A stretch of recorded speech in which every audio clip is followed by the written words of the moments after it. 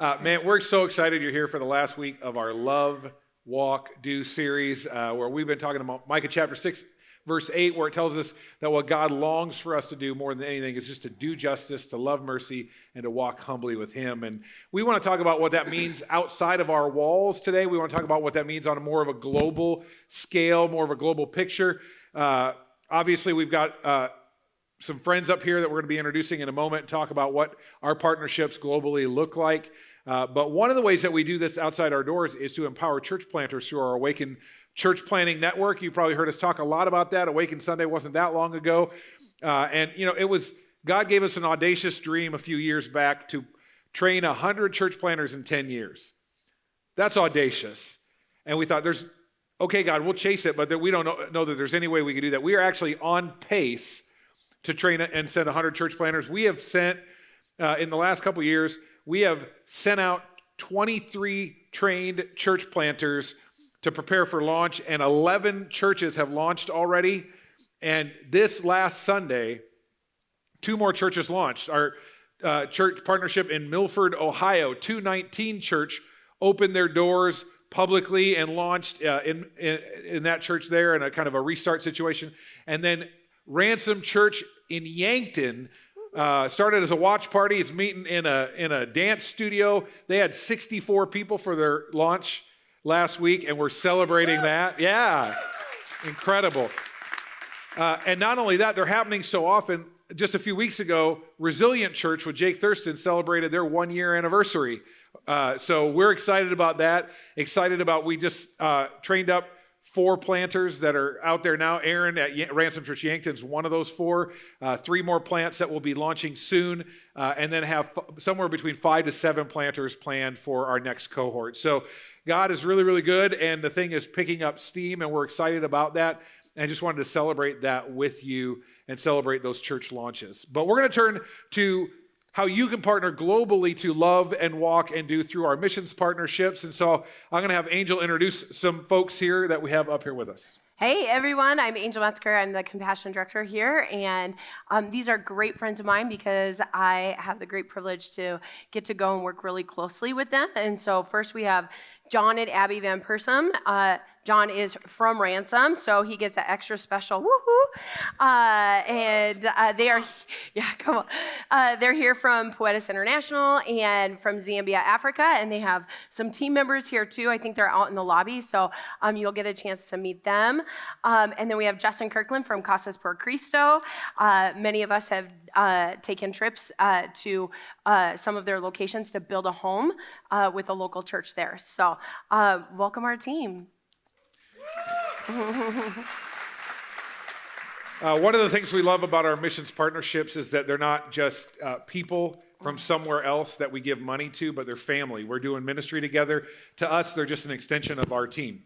And that's how we look at it, and that's how we take trips and support and sponsor trips. You're going to hear more about that in a little bit. But I want to ask some questions here, starting with Poetice and with John and Abby. What is the biggest thing?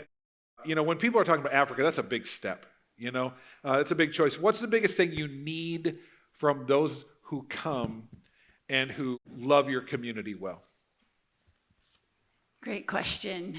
We love trips. We love trip takers. We love meeting you and becoming friends and co-laboring together. And I think that is what we need, what we want, what we're after, is creating platforms to really know one another and know the Lord. I think sometimes we feel like, it's selfish for me to go on a missions trip and then to receive so much from it. Yet down deep in us, we really want to. We really want to grow with the Lord. We really want to take another step in our faith. We really want to meet Jesus and be revived in a new way. And I think that for us, it's like we want people to come with open hearts and open hands to come and receive, to meet the Lord, to meet Jesus in a new way, to encounter Him, to invite Him into a different place in their heart. It's not selfish to go on a missions trip to also experience the Lord. It's actually mature. It's actually like a humble, accurate view of ourselves to the Lord, saying, I need you, and I'm going to do this to get more of you. I think sometimes in our normal rhythms, in our normal lives, it can be hard to know, how do I take another step with the Lord? How can I grow a bit more? And I think this is a great opportunity to grow, is to go and to step out and to be put out of your comfort zone and to be required to do something different. So I think that is, what we need and what we desire is to join hands with our Ransom family, with our, international family, to join hands and come, receive, be changed. And that's gonna, that is that walk humbly. That is learning to walk with the Lord, and then it's gonna change everything about how we react and respond in our world. It causes us to do justice because we know him better. When we know the one whose heart beats for certain things, we begin to walk and move in alignment with that without trying so hard because we're connected. So, creating space and opportunity to go and to serve and to know Jesus greater is not only going to affect the time when you're with us, but it's going to affect, the rest of your lives. And we love being part of that journey. Yeah, that's so Mic good. drop. Yeah, nothing else said. You're dismissed. No, I'm just picking up there, John, because a lot of times we tend to be way too practical when we approach God's kingdom. And God's kingdom isn't always practical. And so talk to us about why, from a practical standpoint, you guys have a lot of infrastructure needs and programs and a preschool, things you're building. Why is it, though it seems impractical, why does it make sense for us? And why does it, pick up where Abby left off, why is it practical in God's kingdom for us to come and spend the money to come rather than just sending you more money to your stuff? Yeah. This is so much my own story as well, but God's kingdom is so upside down sometimes, and things don't always make sense, but you start doing the math and you think that you can solve an equation and get yourself away from going. But in my life, I had to keep going to keep following him, to keep going deeper with him. So it would put me on a trajectory, and then get involved with local church, and it would keep moving, and then I'd do it again. And I just feel like there's no amount of money that really can there's no amount of money that can help us follow Jesus more. It's worth it every single time. I look out and I just see a friend, Amanda. You're gonna see a video with her in a little bit. I got the privilege and honor to baptize her while she was in Zambia, this love chum. And she's been on 3 trips in a row. And every year I'm like, you've grown so much. And just knitting our hearts together with people who keep coming.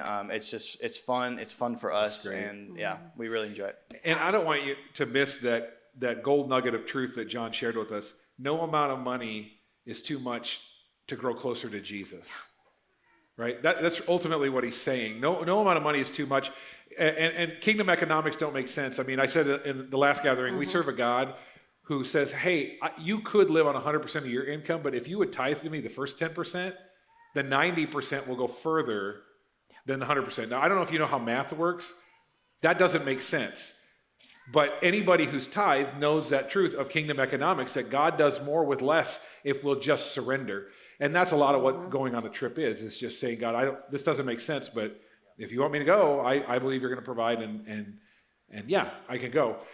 So our other partner, as Angel has introduced, Justin Kirklin from Casas. Justin, we've been partnered with Casas since we started as a church, so coming on 15 years now. And we started building with Justin as an intern, and now he's like the vice president of the world. I don't know what he does. It's a big job. It's a big job. He's got a big title, and you should give him a hard time about it. He's a big deal. He's a big deal, and you should tell him you're a big deal at Casas, and that will make him really uncomfortable, and then I will be happy. So, but we, not only is he, we've grown together, and he's grown through the organization, but we've grown as friends over 15 years doing ministry together. And Casas is very different in that they're meeting such a tangible need of a house, but it's not just the tangible need, it's the relationships as well. So Angel's going to ask Justin a few questions. Yeah, so obviously, we support all the, we want you to go where you feel called, but for Casas, you actually have something more to do. You have a structure to build. It is relational, but there's more to it. So it's a little more obvious why you need trip takers. I remember the first time I was like, I thought I was cooler than I was, and then I got there, I was like, I don't really know how to do this. Justin proved that over and over again. He quit asking me to do things because he knew I couldn't do it. But tell us why, because it's obvious that you need more trip takers, but how many people do you need actually in a year to pull this off so that you can love the community well? Yeah, so hello everybody. Hope you're doing well. We currently work in Mexico, the Dominican, Guatemala, Nicaragua, and Honduras. And the way that we operate is through the local church. So we partner with pastors who have taken on the life call to plant a church in the poorest communities in their countries. And it's really hard to explain. I mean, it's nothing like you've really ever seen, maybe. And so they have this call, but they don't have any resources to reach those families. So we partner churches worldwide that have resources. Most of them come from the United States, but we have churches from other countries, and they come down with funds and that team, and they give a tool for that local church and pastor to build a house for a family that is living in pallets or the scrap material or whatever they can find to build a structure in order to meet that physical need, but also to introduce them to Jesus. And because our operation works that way, that we're just going alongside the local church, we could really scale it as large as we wanted to. We currently build about 300 homes a year, and I would like to see us build 1,000 and 2,000, 5,000, and continue to support the local church worldwide and give them that tool. So. Awesome. We're going to provide a lot of opportunities this next year for people to go, lots of dates. But what if the Ransom dates don't work, or they want to go at a different time in a different way? And then also to follow up with that, like, what does that mean? Give us a little bit deeper. What does that mean for that family, for that church, and how does that impact the trip taker that you've seen in the past? Yeah, so there are a lot of groups that come from the U.S., but a lot of time it's hard to line up dates with the churches that come. So we offer trips throughout the year. So if one of the dates doesn't work this year for you to participate, you could go on our website at casasporcristo.org and find the individual trip dates, and we would just partner you with other individuals. Or if you really love Casas and you want to come more often and sort of adopt this as your ministry, you could come on those trips as well, alongside of the trips that are happening with the church here. As far as the impact, just to continue the line of thinking that we've been sort of talking through, is one of the biggest criticisms that we receive or are given is, couldn't we just send money and you could do more with that than me having to pay all this money to come down there as a team? Couldn't you do twice or maybe even 3 times the amount of homes? And I would say that, yes, if this wasn't a kingdom-minded work that we're doing, the way that I like to explain it is, like, have you ever gone out of your way for somebody that you love? And you're trying to express something to them and how important they are to you and how much they mean to you. And by getting on an airplane and paying all that money and going down in person, you are standing in front of them and saying, this is how important the gospel is, that I would come all this way to tell you in person. And so it's so important. And what you find in that whole deal is, like, it's not just the person you're talking to, but you are also expressing from your heart and your mind to the Lord, like, this is how big this is to me. Like, this is how important you are to me, that I would go to these lengths for you, and it would cost me something. And so I would encourage you to go. If you've been looking for a way to express that to the Lord, or you've been looking for a powerful format to share the gospel with somebody, this amazing thing you could do is to come on a trip with one of us, and we'd love to have that. So. Yes. So many of our Ransom team, I was sharing in the other gatherings, like, Justin will say, hey, if we need a couple more people, he'll send me this long list. Well, how about any of these people that have come before? And now what we've been doing over the last couple of years is raising up leaders to not just wait for Ransom, to book a trip, but to send out leaders to lead those trips. And so we have a gentleman that we want you to hear from who went on his first 2 trips and then reached out and said, okay, I'm ready to go on another trip. And I just shared, I'm like, I think you're supposed to lead and let me help you. And so he's led a couple of trips. And last year before he left for his 4th build, he's like, I'm never doing this again. God is just stretching me. This is hard to be stretched like this. And then we supported him. He went on the trip and he came back. He said, I'm going to do this forever. I'm going to do it every year. I have to do this every year. And God just met him where he is at. And so I want you to hear Pete's story and how he has come back several times, which happens very often with Casas por Cristo. Here's Pete. My name is Peter Donaldson. I've been on 4 Casas trips. I'll be going on my 5th here in November. This will be my 3rd trip that I'll be leading in November. He's really taught me that, you can make differences in people's lives with relatively easy. It's not extremely hard. It takes a little time and a little money to do this, but just being part of it is actually really easy. My first mission trip, what made me decide to go on it was an announcement in front of the church. It was the big anniversary year where we were building 10 homes that year. And I knew we did it before. I never really kind of felt qualified to build a home. I never thought much about it. But I realized they were going to need some people. So I jumped on board that and just felt like I could help. Not very much. I can do minimal work. I've actually learned more that I've been able to do at my house or other places by building on these builds. They teach you everything you need to know there, and I would consider myself novice. One of the stories, if I had to really think, that reflects back is a man named Jesus we built for. Him and his wife. They had 6 kids. They had both been married before their spouses died, and they were at the end of the rope, and they had to work. One of their daughters was handicapped and special needs, and they could barely provide. They had to work opposite shifts 6 days a week. And this house they had, the house they had was small, but they were so grateful. It had insulation. It kept them cooler in the summer and warmer during the short winter they have. And he could not thank us enough, and he told us he'll never be able to repay us, but he's so grateful. And just seeing how happy that family was and how it gives them, some comfort it was amazing. The way it affected me when we came back was I just realized how much I had and how much I took for granted.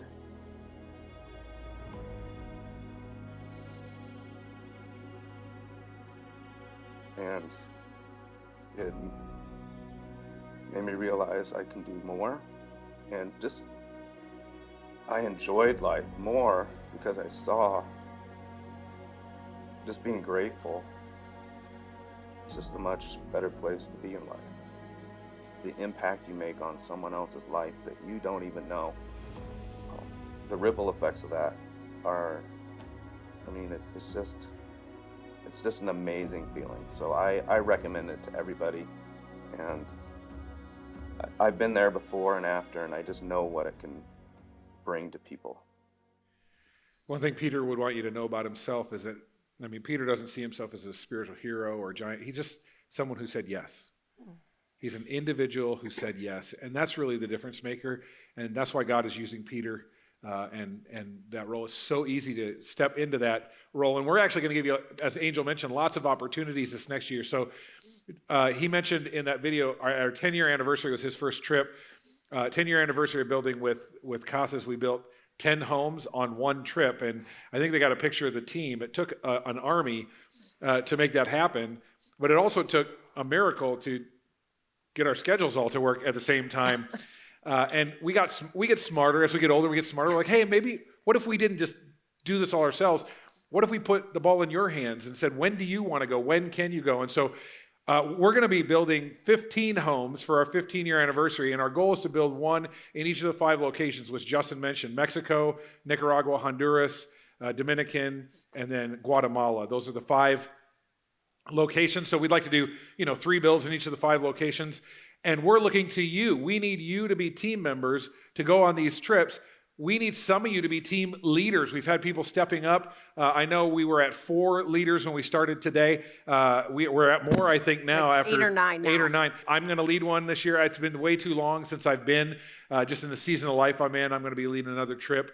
And I'm excited to get back and check out Honduras is where I think I'm leading. But if God's leaning on you to either go on or lead a trip, it's not as intimidating as you think, and we're gonna give you an opportunity to respond in just a little bit. And we're gonna in 2024 send and build at least 15 houses. That's our goal for this new season, and we need you to do it. So be thinking and praying about that. You loved the Love Choma video. You want to go experience what John and Abby are talking about. We will do another Love Choma trip next summer.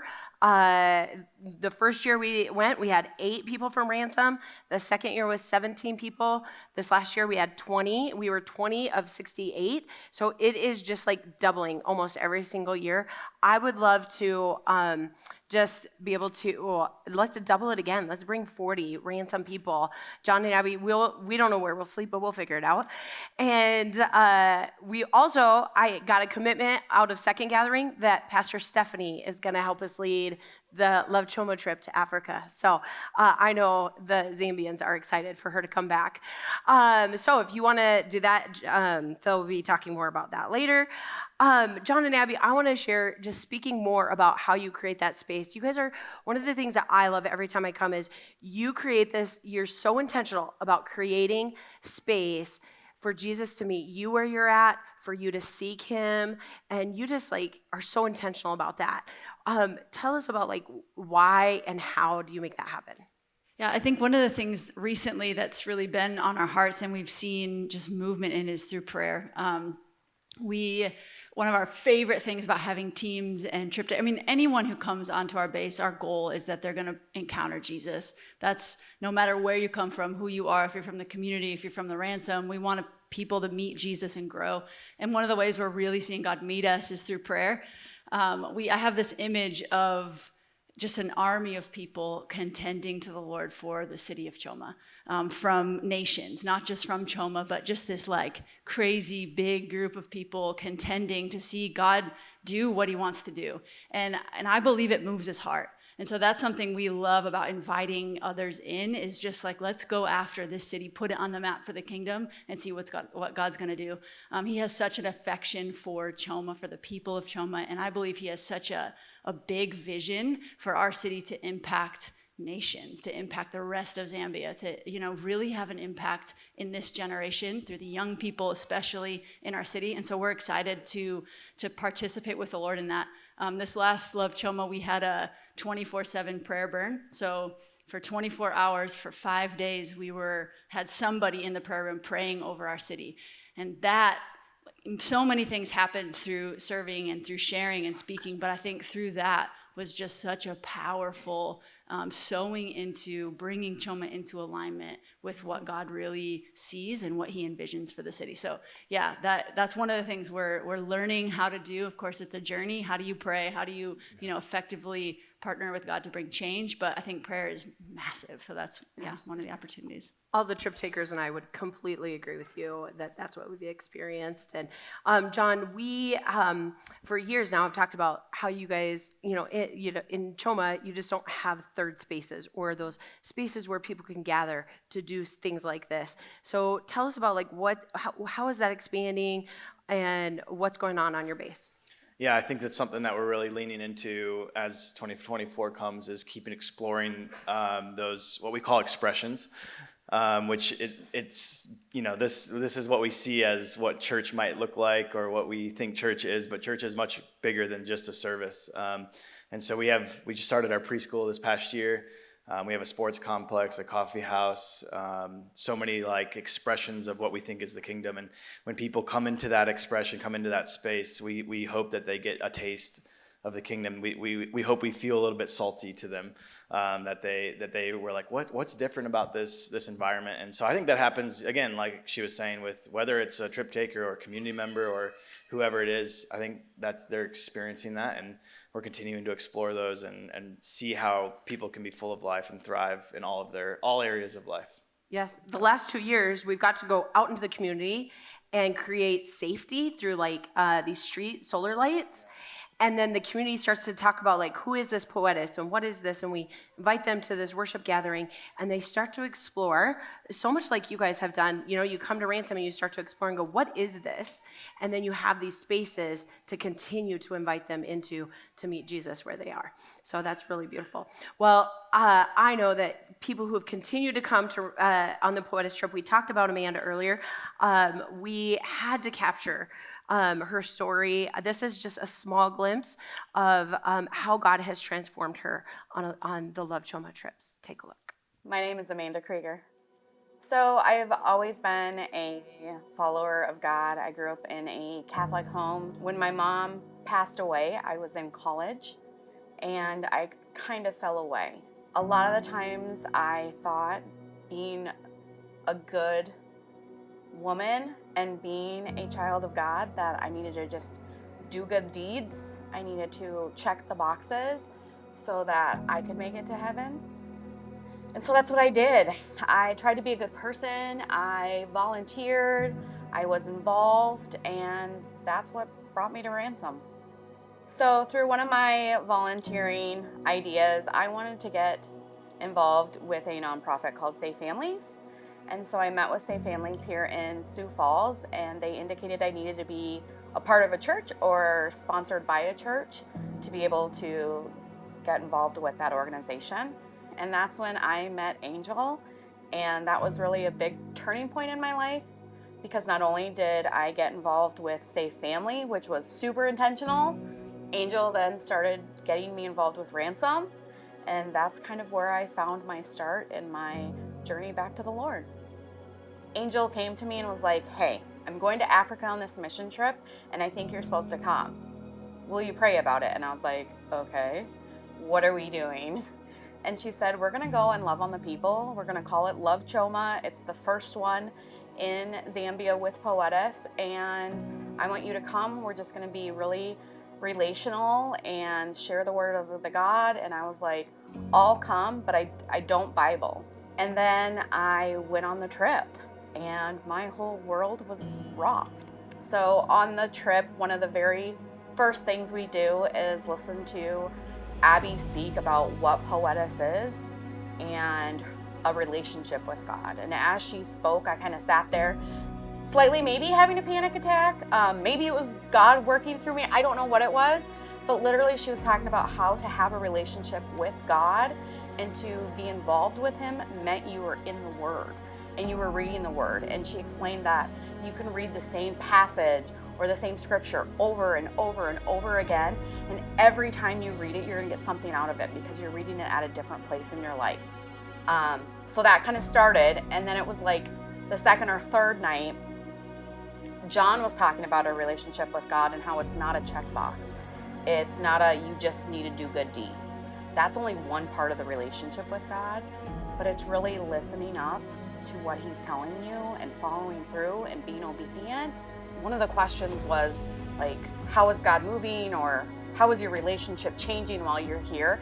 And he looked at me to respond, and I literally started bawling, and I said, I think I f***ed up my relationship with God. I think I f***ed it up. And literally it was on that first trip and having conversations that I was like, it doesn't matter if I screwed things up. Like, God's been chasing me this whole time, and I can be better. I can be with Him. He never left me. I left Him. He's been chasing me. And so I was ready to start walking back towards Him. And so after the first trip, I decided, like, what's my next step? And so I joined a group when I got home, and started there. Started actually attending Ransom, not just as a volunteer who wants to do the things that the Ransom does in the community here, but really wanted to be a part of Ransom.